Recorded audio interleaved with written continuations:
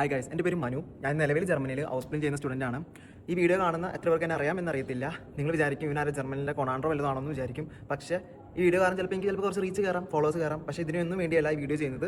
വളരെ കാലങ്ങളായിട്ട് ജർമ്മനി എന്ന സ്വപ്നം വെച്ചുകൊണ്ടിരിക്കുന്ന എൻ്റെ കൂട്ടുകാർക്കും അതിനുവേണ്ടി കഷ്ടപ്പെടുന്ന അവരുടെ പാരൻസിന് വേണ്ടി മാത്രമാണ് ഈ വീഡിയോ ചെയ്യുന്നത്. നിങ്ങൾക്ക് എന്ത് വേണമെങ്കിലും ഇവിടെ വീഡിയോയിൽ താഴെ വന്ന് കമൻറ്റ് ചെയ്യാം, എന്നെ തെറി വിളിക്കാം, എന്ത് വേണം ചെയ്യാം. പക്ഷേ മനു മൂലം ഒരിക്കലും ഒരാളെ ചതിച്ചിട്ടോ മനു പറ്റിച്ചിട്ടും ഇല്ല. മനു ഏജൻറ്റും അല്ല, ഏജൻസിയും അല്ല. ഞാനൊരു ജസ്റ്റ് ഹൗസ്പ്ലിൻ ചെയ്യുന്ന സ്റ്റുഡൻറ്റ് മാത്രമാണ്, 3 വർഷമായ ജർമ്മനിയിൽ. അതുകൊണ്ട് മാത്രമാണ് ഈ വീഡിയോ ചെയ്യുന്നത്. കാരണം ഞാൻ മൂലം ഒരാളെയും ഫേക്ക് ഇൻഫർമേഷൻ കൊടുക്കാൻ ഞാൻ തയ്യാറാവാറില്ല. സോ വീഡിയോയിലേക്ക് കിടക്കാം. എന്താണ് ഞാൻ ഉദ്ദേശിക്കുന്നതെന്ന്. കുറച്ച് നാളുകൾക്ക് മുമ്പ് ഞാൻ ഒരു വീഡിയോ ഇട്ടിട്ടുണ്ട് ഫേക്ക് കോൺട്രാക്ട്സിനെ കുറിച്ച്. പക്ഷേ ഞാൻ ഒരിക്കലും റീഓപ്പൺ ചെയ്യേണ്ട എന്ന് വിചാരിച്ചൊരു ടോപ്പിക്കാണ്. എനിക്ക് കുറച്ച് കാര്യങ്ങൾ അറിയണം. സംഭവം എന്താണെന്ന് വെച്ച് കഴിഞ്ഞാൽ നിങ്ങൾക്കറിയാം, നമ്മൾ ഫേക്ക് കോൺട്രാക്ട് വെച്ച് അപ്ലൈ ചെയ്താൽ നമുക്ക് വിസ റിജക്ഷൻ കിട്ടും, ഉറപ്പാണ് കേസാണ്.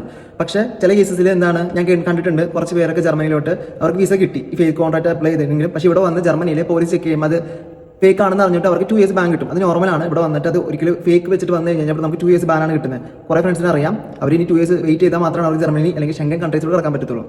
പിന്നെ നോർമലായിട്ട് നമുക്ക് വിസ റിജക്ഷൻ കിട്ടുന്ന കേസസ് ഉണ്ട്. ഫോർ എക്സാമ്പിൾ ഹൗസ് പ്ലെയിനിങ് ഹാൾട്ട് കുറവാണ്, അല്ലെങ്കിൽ അക്കൗണ്ടൻസ് സെറ്റ് കറക്റ്റായിട്ട് പറഞ്ഞിട്ടില്ല, ഡോക്യുമെന്റേഷൻ്റെ കുറവ് കാരണമൊക്കെ നമുക്ക് വിസ റിജക്ഷൻ കിട്ടും. പക്ഷേ നമുക്കത് റീ അപ്ലൈ ചെയ്യാനുള്ള ഓപ്ഷൻ ഉണ്ട്.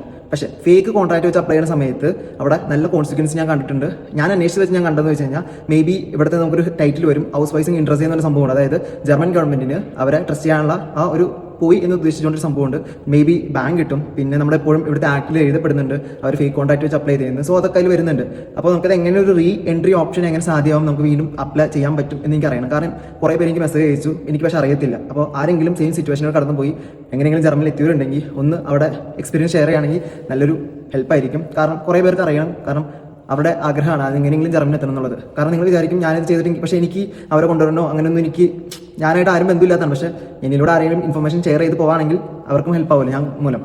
പിന്നെ അതുപോലെ തന്നെ എനിക്ക് അറിയണമെന്നുണ്ട്, പല നാട്ടിൽ പല ഏജൻസിമാരും ഏജന്റുകളും പിള്ളേരെ പറ്റിക്കുന്നുണ്ട്, കുറേ പൈസ വാങ്ങിച്ച്. അപ്പോൾ അങ്ങനെ നിങ്ങൾക്ക് അറിയുന്ന ഏജൻസികൾ എനിക്ക് താഴെ മെൻഷൻ ചെയ്ത്. കാരണം നമ്മൾ മൂലം നമ്മൾ അറിഞ്ഞിട്ടും വേറൊരാളെ ചതിയിൽപ്പെടുത്തുന്നത് കൊണ്ട് കാരണമൊന്നുമില്ലല്ലോ. നമ്മൾ മൂലം ഒരാൾ ഹെൽപ്പ് ആവുകയാണെങ്കിൽ അത്രയും വലിയ കാര്യം. അതിൽ തന്നെ ഒരു കേസ് ഉണ്ട്, നിങ്ങൾക്കറിയാം ഏജൻസിക്കാർ എപ്പോഴും പല ഏജന്റുമാരും ത്രൂവാണ് ഡേറ്റ് എടുക്കുന്നതും അതുപോലെ തന്നെ ഈ കോൺട്രാക്ട് ഒക്കെ വരുന്നത്. പലപ്പോഴും ഏജൻസിക്കാരെ അറിയുന്നില്ല, ഏജന്റ് പറ്റിച്ച് പോകുന്നൊക്കെ. അതിൽ തന്നെ നല്ല ഏജൻസിക്കാരുണ്ട്. അപ്പോൾ ഇതുപോലെ എന്താണ് ഒരിക്കലും വിശ്വസിക്കാൻ പറ്റാത്ത ഏജൻസികളുണ്ടെങ്കിൽ മെൻഷൻ ചെയ്യും, നല്ലവരായിട്ടുള്ള ഏജൻസികളുണ്ടെങ്കിൽ മാറ്റി വെച്ചോ. നിങ്ങൾക്കറിയുന്ന നല്ല ഏജൻസികളുണ്ടെങ്കിൽ നിങ്ങൾക്ക് മെൻഷൻ ചെയ്ത് പോകാം.